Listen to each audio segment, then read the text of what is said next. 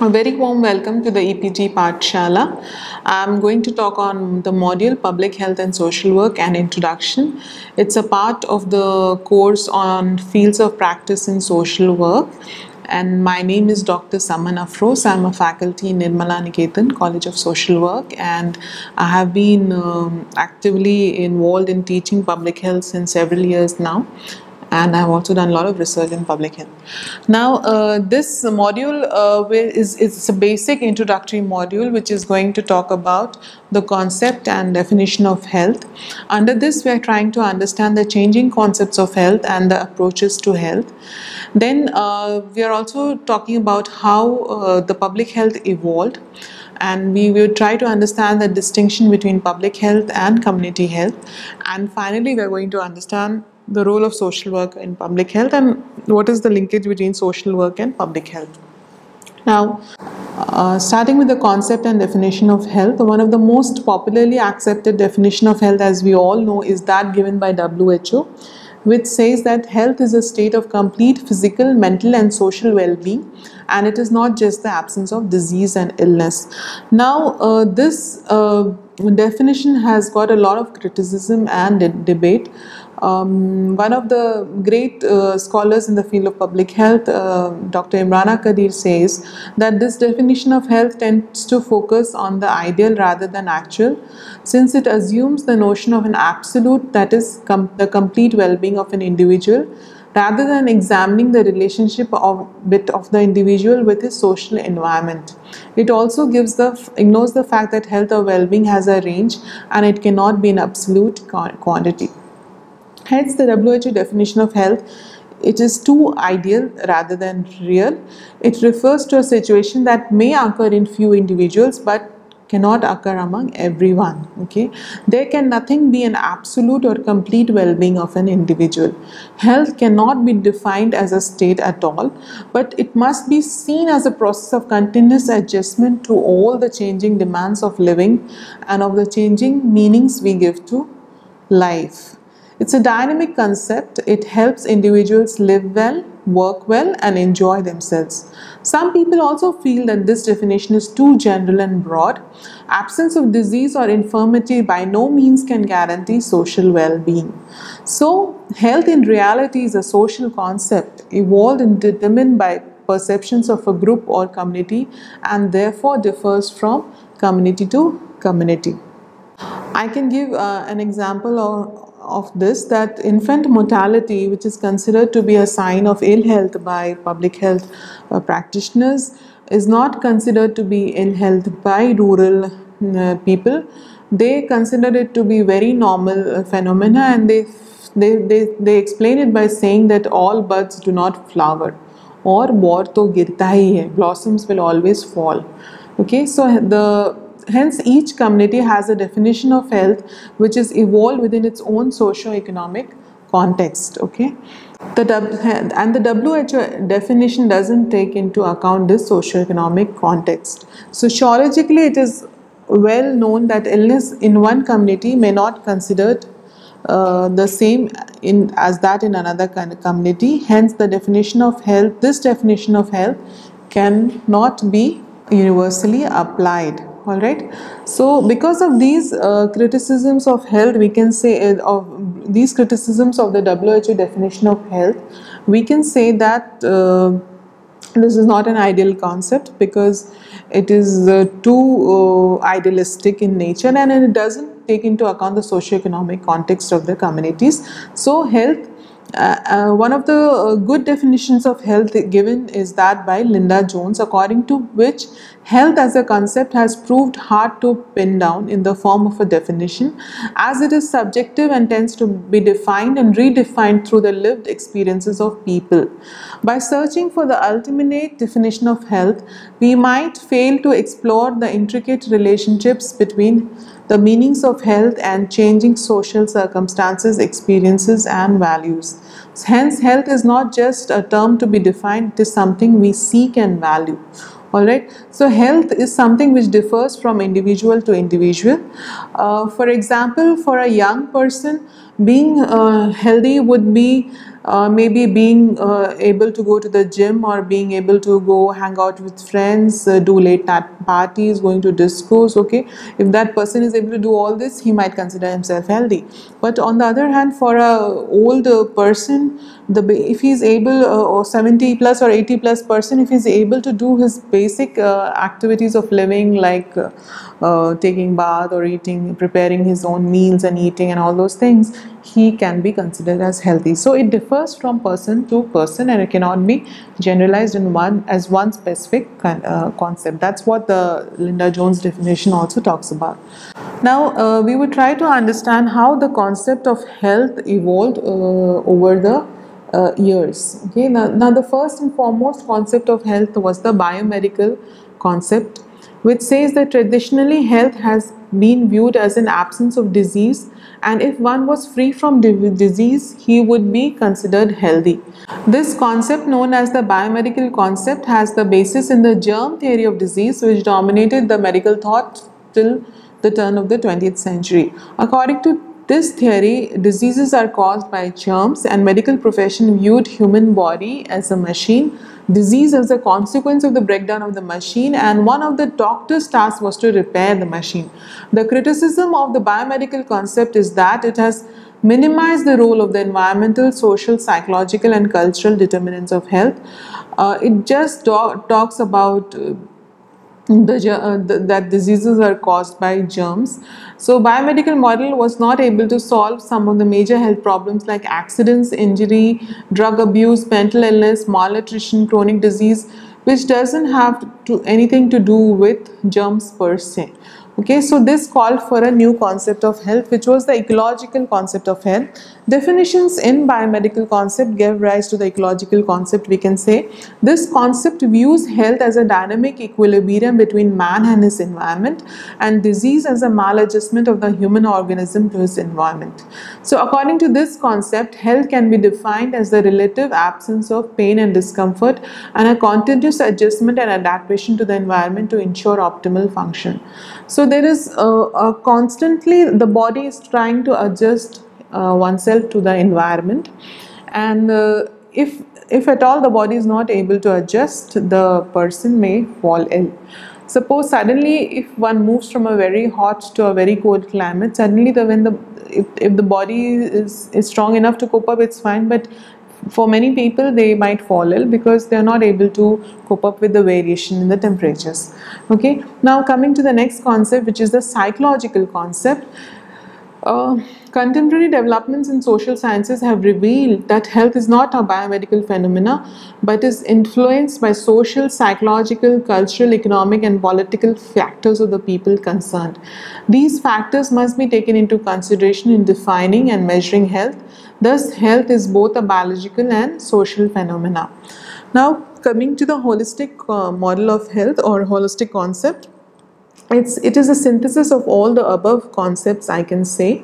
It recognizes the strength of social, economic, political and environmental influences on health. It has been described as a unified or multidimensional process involving the well-being of the whole person in the context of his environment.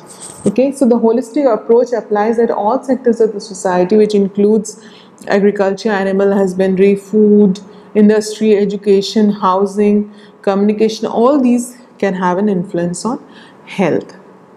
Now, so we have seen that the concept of health has evolved from biomedical to environmental to psychological and to the holistic concept, which is the present concept of health.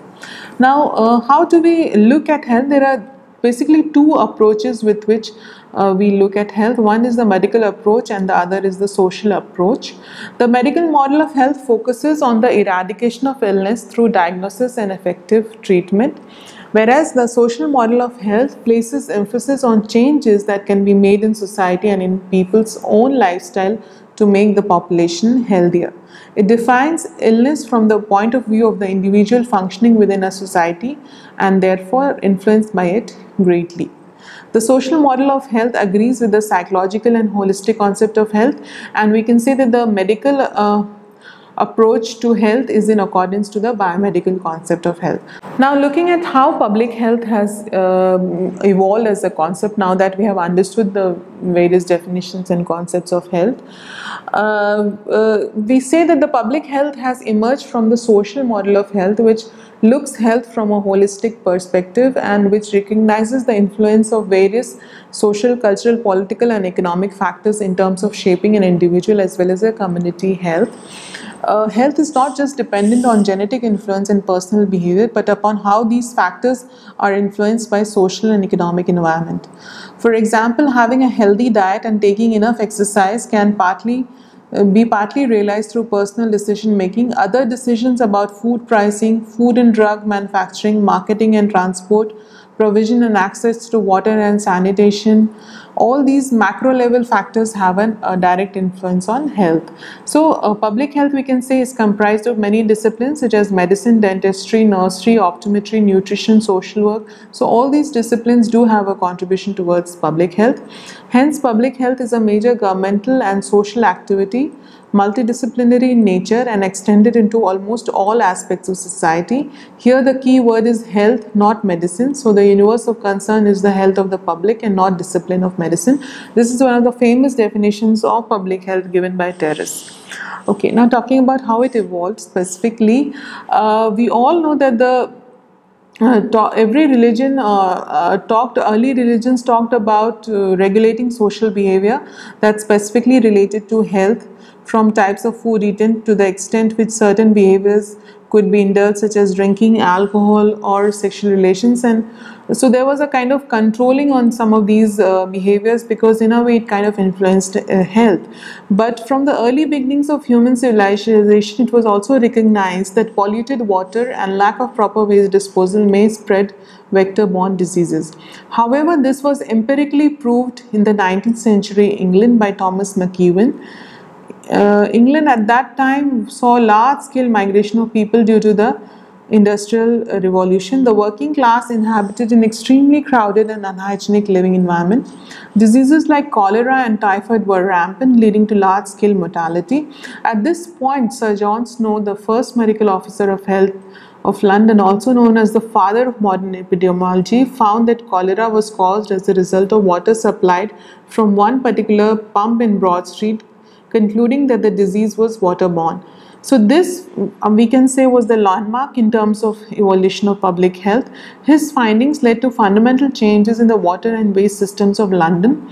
The local city administration was forced to improve housing, water and sanitary and working conditions, to introduce factory regulations, public health laws. These changes were brought under the purview of the Public Health Act of 1875, and it is at this point which we can say that the foundation of public health was laid. The system of public health that developed in England at this point of time acted as a blueprint for the rest of the Western world.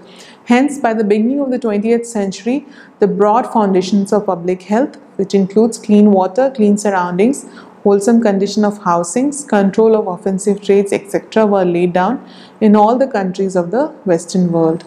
So these reforms which were brought in UK at this point of time are termed as the sanitary reforms, and they were able to bring down the incidence. These reforms were able to bring down the incidence of epidemics like typhoid and cholera to a great extent.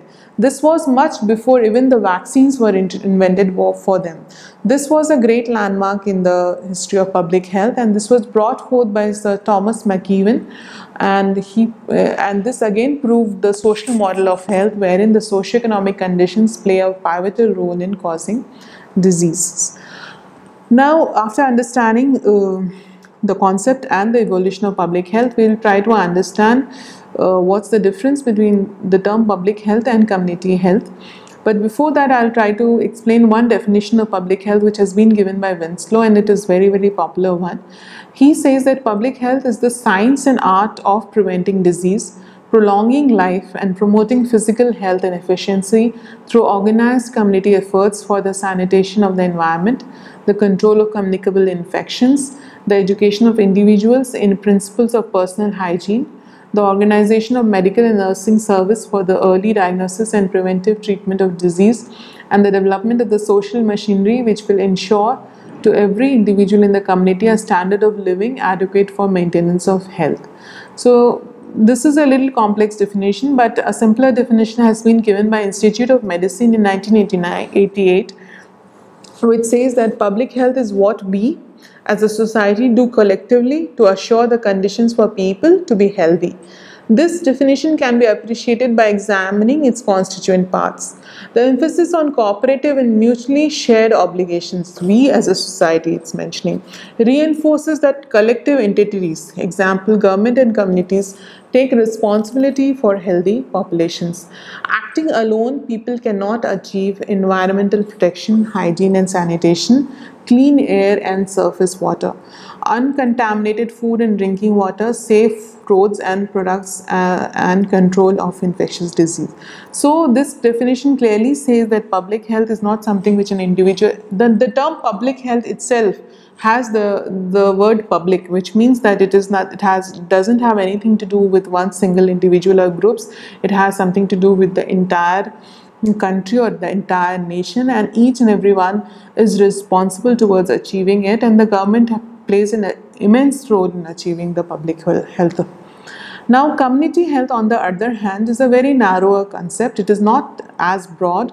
It is focused around the health of a particular community. It is more focused on a particular geographical location. It's a discipline that concerns itself with the study and betterment of the health characteristics of a particular community. Now, coming to the last section of this module, social work and public health. Now, why do we want to read public health and social work in a course on social work, or why public health is a very, very important field of practice for social work? So social work as a discipline, it aims at empowering people to help themselves.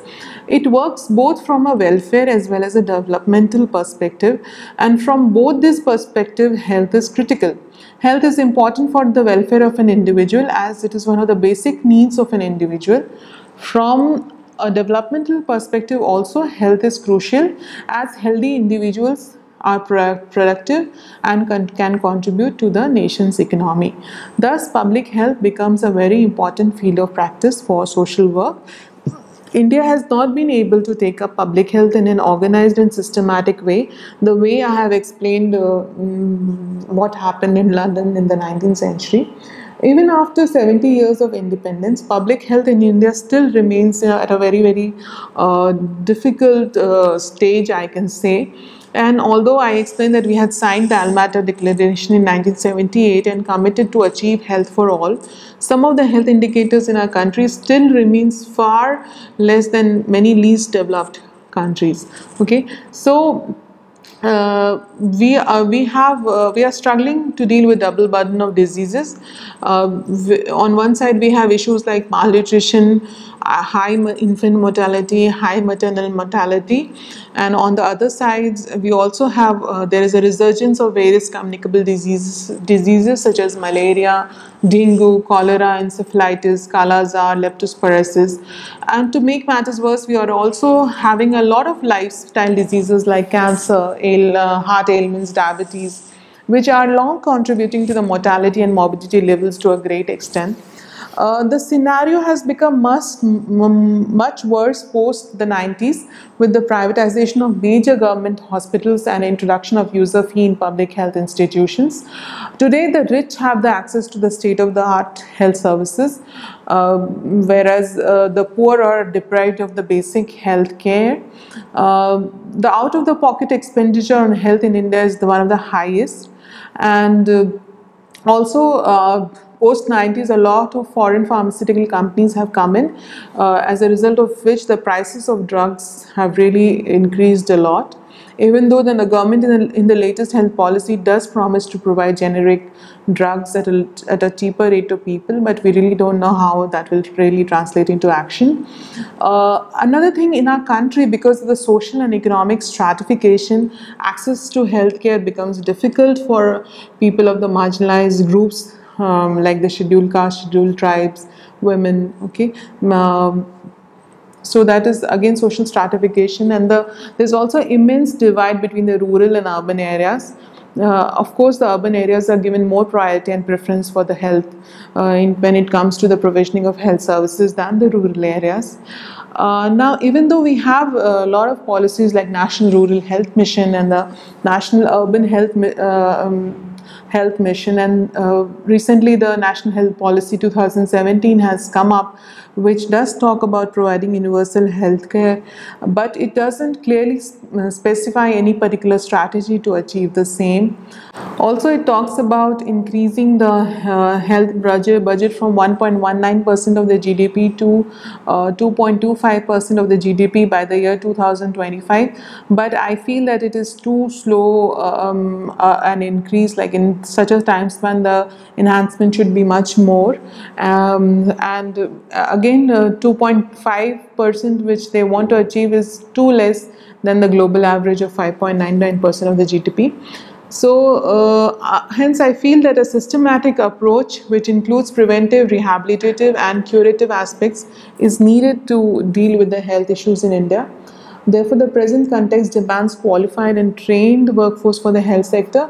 Social workers in the health sector can play a very important role at three levels: the macro, the meso, as well as the micro level.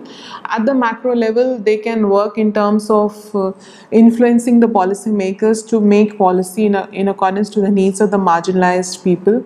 They can also work in terms of putting pressure on the government to enhance the budgetary allocation on the health and things like that. So they can play an immense role in advocacy. And at the meso level, it can work with the community and help in planning some community-based programs which can improve the health of the community, and also spreading awareness in the community about the various health problems and helping the community people access health services and policies which are meant for them. And at the micro level, the social worker can work with individual patients and give one-to-one counseling to the patients and their families about the disease and the treatment and things like that. So I feel that there's an immense role of social worker in the health setting, and social workers should play a very, very proactive role in terms of taking up health. So to sum up this module, I can say that we have tried to understand the concept of health.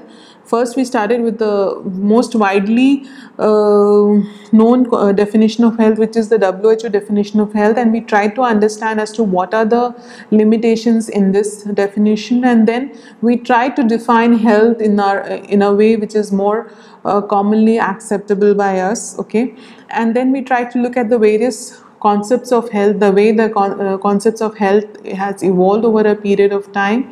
And we have also looked at the two models of health, the social model and the medical model of health. And then in the context of the social model of health, we have tried to define the public health. Finally, we also try to understand the difference between public health and community health, because many times the two terms are often used interchangeably, which is not the case. They are quite different from each other.